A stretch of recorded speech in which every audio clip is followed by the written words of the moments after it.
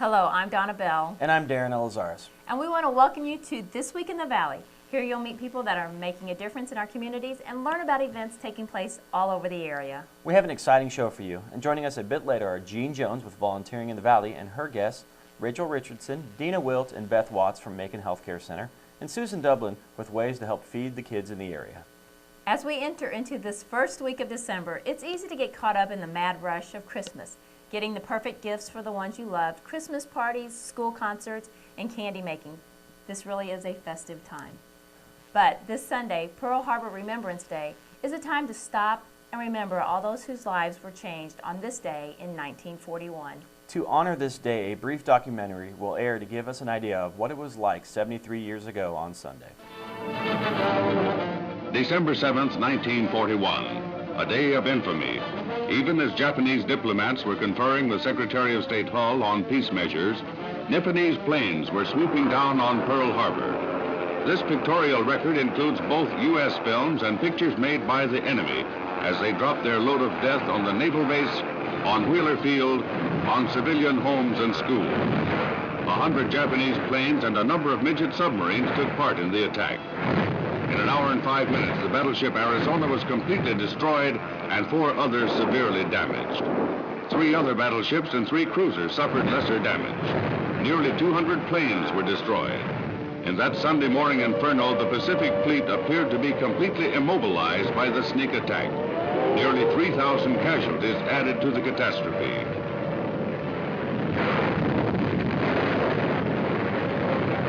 Within hours, the United States declared war. 2 Army privates running the Opana radar station are suddenly startled by blips on the screen. 50 planes headed for Oahu. Immediately, they report the sightings to the Army Operations Center. They're dismissed as U.S. planes coming from the mainland.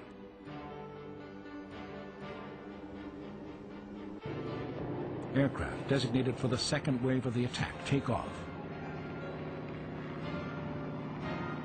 Now there is an air armada of 350 planes in flight to Pearl Harbor.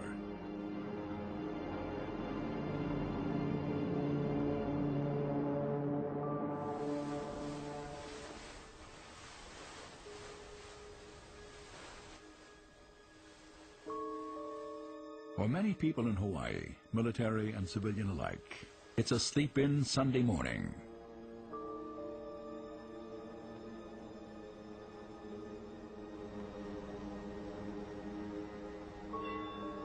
But church bells are already being rung for early morning services. And some servicemen who manage to get up on time attend an outdoor mass said by their chaplain.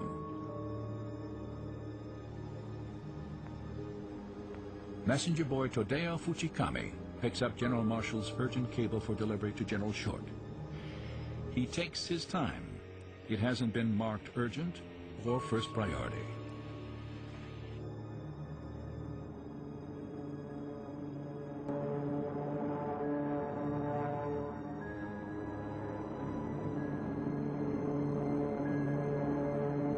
Commander Fuchida's first wave armada is on course. Below, in the clear, sunlit air, lay Battleship Row. In a clarion voice, Fuchida sings out the words, Tora, Tora, Tora. Tiger, tiger, tiger.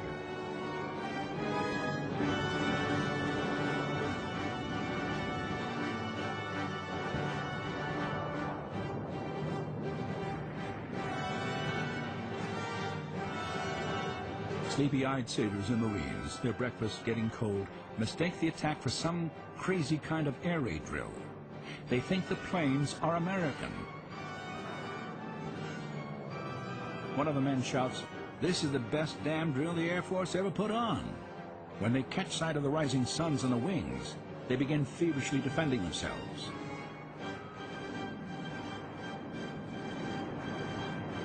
But none of the anti-aircraft batteries has ammunition ready.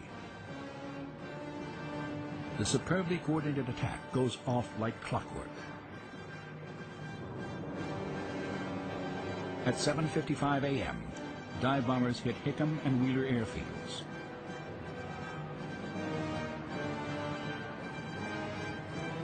2 minutes later, torpedo planes start their run on Battleship Row. 3 minutes later, Zero strafe other air bases. At 8:05, high-level bombers target the battleships.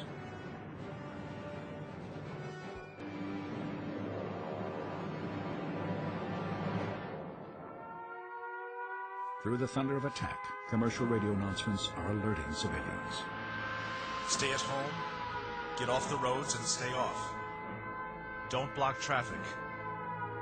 Shattered men, many in agony, are rushed to hospitals.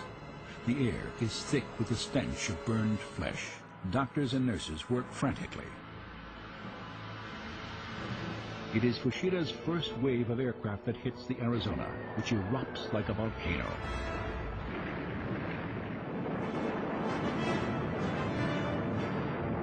Planes burst 500 feet into the air. General Short sets aside Sunday mornings for golf. When an aide breathlessly informs him that Pearl Harbor is being bombed, the general snaps, "That is ridiculous." Fushida's deadly first wave sinks the West Virginia. Now the Oklahoma, a battle wagon moored outboard of the USS Maryland, shudders with torpedo hits. She begins listing and capsizes. The men below decks are trapped.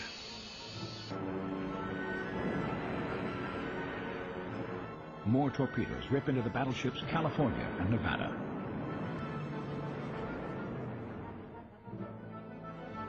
Humiliated by their tardiness, Kuroso and Ambassador Nomura are an hour and 20 minutes late in presenting Tokyo's long decoded message, painstakingly typed to Secretary of State Cordell Hull. Hull peruses the note as though he didn't know its contents, but he treats the two Japanese with icy contempt. At the same time, at Pearl Harbor, bombers are swarming on the USS Nevada, releasing torrents of destruction.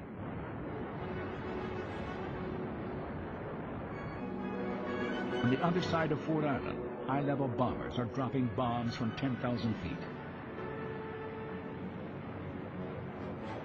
A stray Japanese bullet breaks through a window and grazes Admiral Kimmel's chest.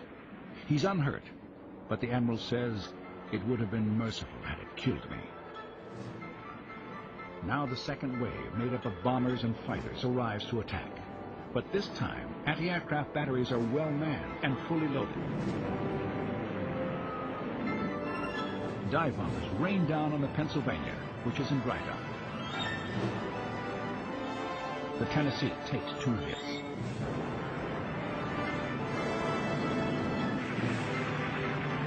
Second wave planes scream down over Wheeler Air Base to complete its destruction.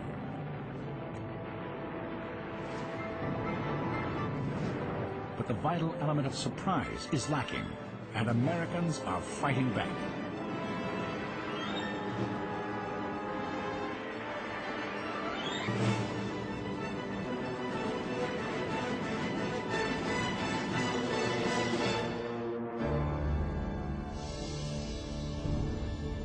After the last bomb is dropped, the United States of America virtually has a Pacific fleet no longer. 8 battleships, 3 cruisers, 3 destroyers, and 4 auxiliary ships are sunk or damaged. Some 350 planes are damaged or destroyed. In just 110 minutes, Japan kills more than 3,000 Americans. The Japanese lost 29 planes and fewer than 200 men. By mid-afternoon, the Western Union messenger delivers General Marshall's urgent top-secret warning.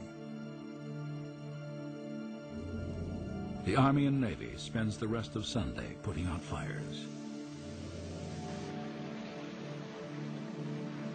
The Arizona alone will burn for 3 days.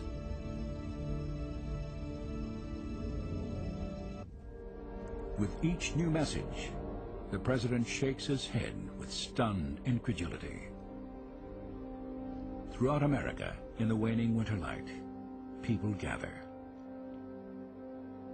Strangers assure each other in low whispers, "We'll wipe them off the face of the earth. Some people feel shame.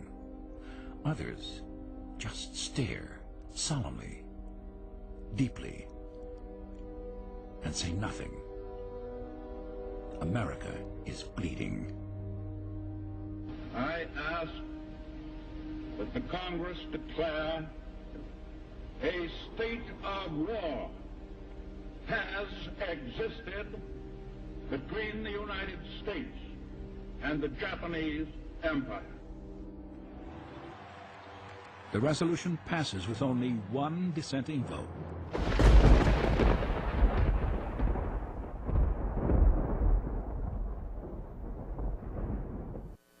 Decades have passed since the attack. Every year we lose more and more survivors. Have we forgotten about Pearl Harbor? It's easy to lose track of this tragedy, but we should never forget what happened that day and the sacrifices made and the lives lost. It's our responsibility to preserve the history that is passing before our eyes. Commemoration ceremonies are planned across the nation. What can we do here to honor the men and women who lost their lives at Pearl Harbor? Fly the American flag at your home and business at half-staff to honor those who died. Observe a moment of silence and concentrate on remembering those who have died defending the cause of freedom.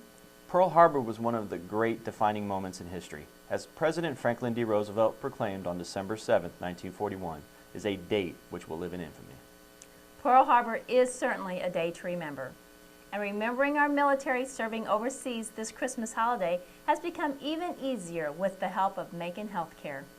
Our first guest, Jean Jones with Volunteering in the Valley, and her guests, Rachel Richardson, Dina Wilt, and Beth Watts of Macon Healthcare Center, join us now with all the details. Welcome back to Volunteering in the Valley.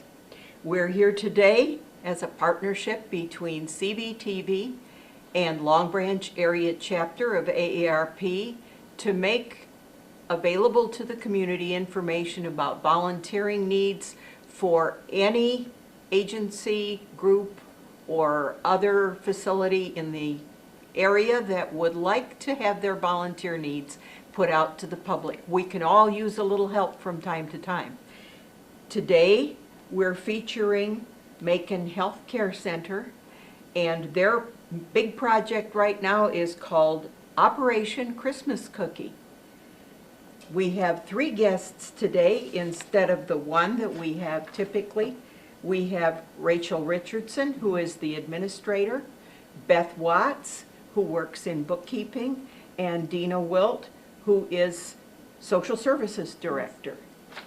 And they will start off by talking with us a little bit about their programs in general and the volunteer needs that they have and any specific needs that they might have right now. Then we'll go in and talk to you about the cookie operation, tell you who it's for, what it's for, and what we need. So start off with Rachel. Please tell us about your programs in general and a little bit about Macon Healthcare. Okay, well, thank you, Jean. Thank you for inviting us today. We appreciate that. Sarah wasn't able to make it because she's at the Amish store with the residents, so they're having a hoot today with that, so we're really excited. But I'm here on behalf of Macon Healthcare Center, and we are so fortunate that we have wonderful volunteers that come all year round. Some of them come once a week, some of them come once a month, some of them come once a quarter, some of them come once a year, but regardless of whatever time or talent that they can give to us, we are so appreciative. And you know, it's wonderful because it just increases their quality of life. The staff we have are wonderful, the family members that come in are wonderful, but you know, it's always great to have that additional little nudge of some type of craft or hobby or music or religious group or cooking club and that kind of thing. And you can't tell me that someone doesn't have something to volunteer. There's always something that someone can give. I know time is of the essence and everybody's very, very busy, but if you could just carve out an hour a month, that would be fantastic. We're also working on a project for kids who are in high school, and if they want to work on volunteer hours so that they can make that a part of their resume whenever they're applying for colleges and so forth, we are working on a very specific program for them, and they can do that for a month period. They could do that for 3 months. They could do it during the school year. They could do it through the summer. whatever they're interested in, because just as we have a Volunteer of the Year for adults, we also will have a Volunteer of the Year for kids under the age of 18. And so we're very excited about that program. And the residents just love to interact with the volunteers. It's just fantastic. As part of our volunteer program, it is required by the Department of Health and Senior Services, which is our surveying entity, that we do a criminal background check on anyone who is with a patient one-on-one in private. So that is part of our program. So we cannot have anyone with a felony who is providing services, volunteer services, and that's just a policy that the state requires, which is good for safety purposes. But if you are interested, we would love for you to come out. If you can sing, if you can dance, if you can do karate, if you can read, if you can paint fingernails or bake or have a Coke and a smile, any of those things. The sky's the limit. And so we just love anyone who is able to come out and help us volunteer. And if you volunteer at your church or at another center or something, and if you have some time that you could come over to our center too, we would greatly appreciate that. And lastly, we just want to say thank you so much to the volunteers that do currently come, because without them, we just couldn't brighten our residents' days as many times as we do. And we do also have an annual banquet every year. It's usually in April, and we invite everyone to come to that. We send out invitations and so forth, and if there's anyone who's interested in participating in that, let us know. And there's not enough thanks that we can say to all the people who volunteer. So thank you for doing God's work and helping us to make our patients' days better. So thank you very much. And at this time, I think I'll turn it over to Dina, and she and Beth are going to talk a little bit about our Operation Christmas Cookie. That's a program that we have done. I think this is the 5th year. This is our 5th year. And we started it as a result of some of our residents who said that when they were in the service and they were not at home, how hard it was to get through the holidays, and how much a letter from home from anyone or a dessert, cookies or cakes, were just so appreciated. And so that's where that came from our veterans, because they wanted to make a difference. And so we're trying to continue that tradition. So at this time, Bill, talk about that. Okay, great. Like Rachel said, this is our 5th annual Operation Christmas Cookie. And what we do each year is we package cookies that volunteers in the community bring into us, and Beth will talk about that a little bit later. Right now I'm collecting the addresses for the military, that either state side or abroad, that are currently actively serving. And it's I would request that you email me at dwilt@maconhealthcarecenter.com so that we can get those packaged and get them sent out in a timely manner so that they can receive those packages prior to Christmas.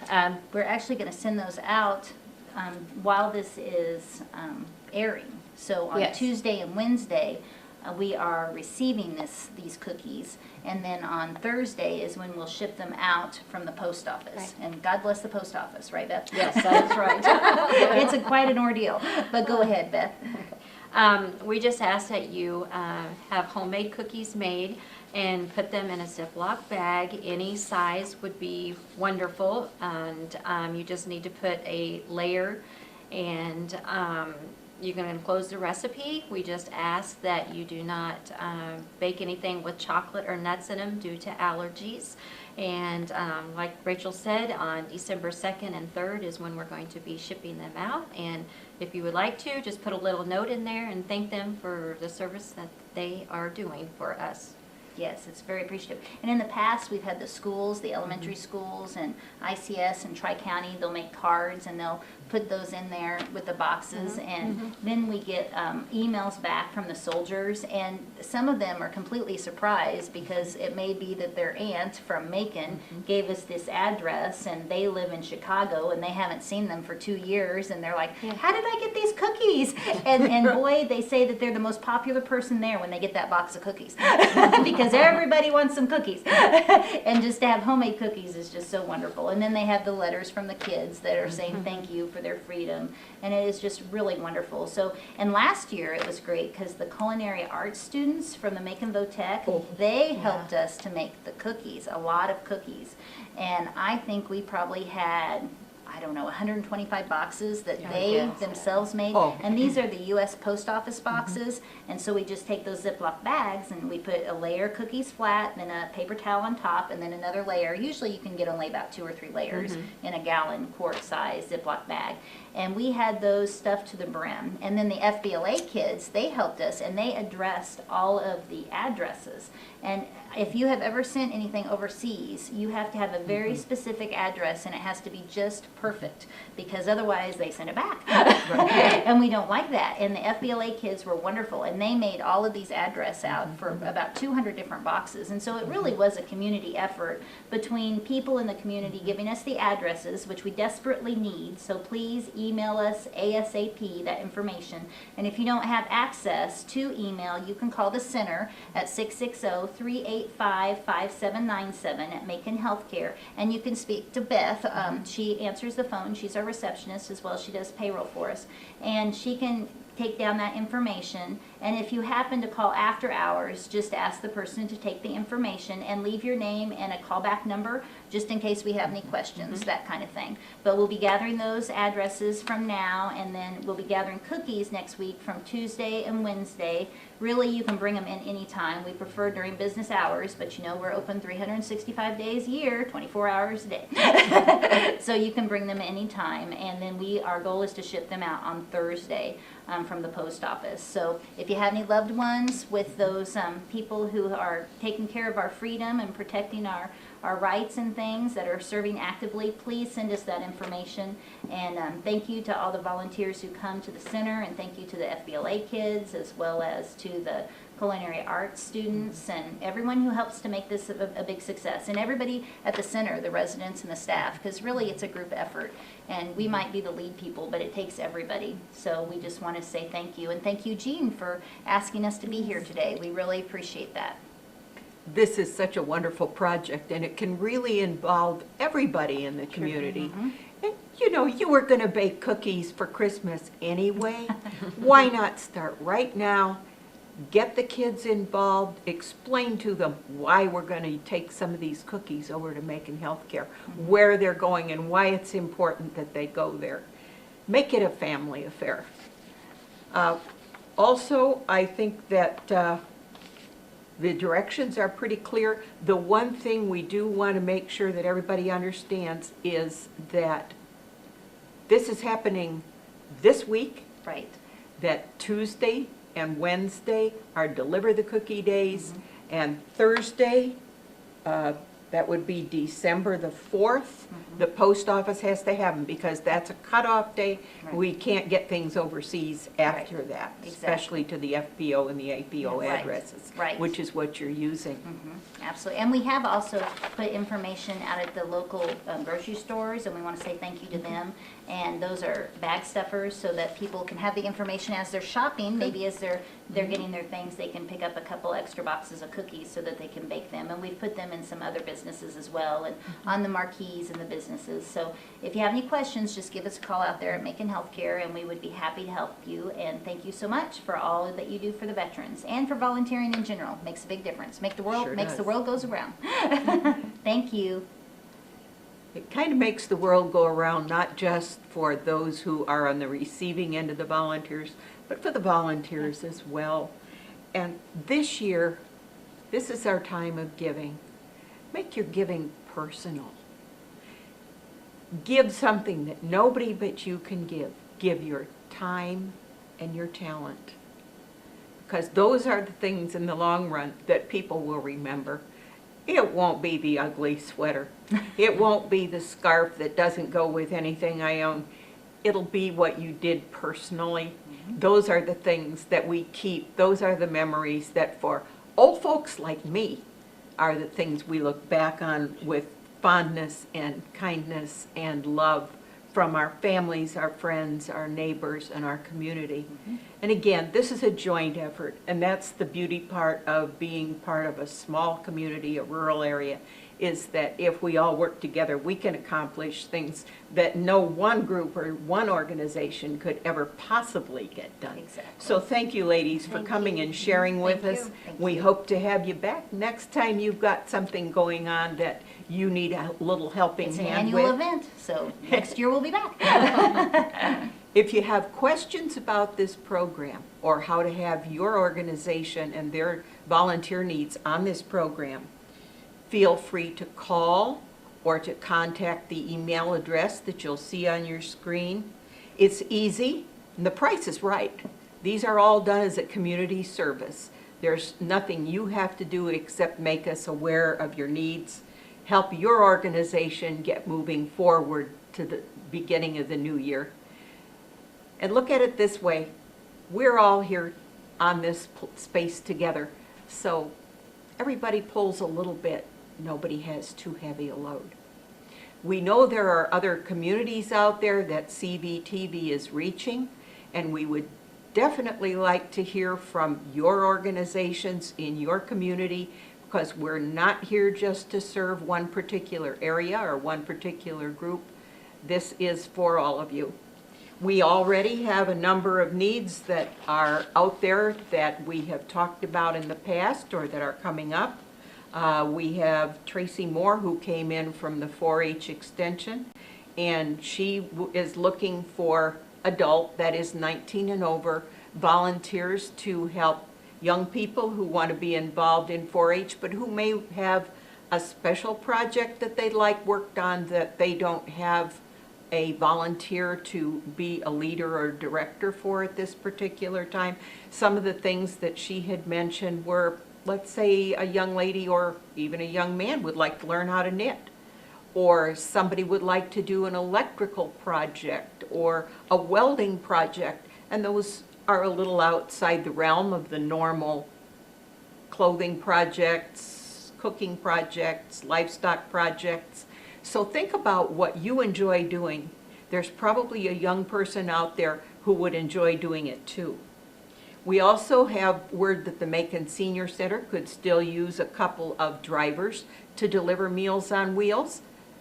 Not a real demanding task if you have a driver's license, a vehicle, and insurance, and are willing to give an hour or two a week to make sure that somebody who is homebound has that hot meal every day. The Community Child Development Center, working through Trish Knowles, has just a total huge list of opportunities for doing everything from reading to the youngsters to helping prepare their snacks, doing maintenance chores, doing gardening in season, or just sitting and playing a game or visiting with the little ones. They need that outside touch. They need more attention than the staff that are there all the time can give them. You know how little ones are, they soak it up. So we also have the Crossroads Agape Cafe, and they have needs at 2 locations. They have a hot meal service every first and third Saturday that is down at the Legion Hall, and they need people to help prepare and serve that meal. Then they also have a program where they home deliver meals from the church kitchen facility every Saturday of the month. And again, they need people to prepare and package and people to deliver. So keep that in mind. And there again might be opportunities in some of these for family activities. Get your kids while they're young. Macon Healthcare Center is our new one. NECAC and the Family Literacy Center would still like a little help on their front desk, just a light receptionist type activity, somebody to answer the phones, greet people as they come in, direct them to where they need to be in the facility. And the food pantry. They distribute food every third Tuesday. Contact Linda, and she will find a way to put you to work. She is very good at that. And it takes a lot of people to make that a successful operation, because my understanding is that there are generally about 400 families a month who come for that monthly distribution. That is a huge undertaking. We don't think about hunger in our little communities, but it's definitely there. It's definitely a problem. And that, along with the Agape Cafe, that meets some of the unmet needs on the weekends when the cafeteria at school is not serving meals, and the senior center is not serving meals. So let's keep those all in mind as we come into the season, and let's remember what the most precious gift we can give, which is ourselves. Thanks again. We'll see you next time.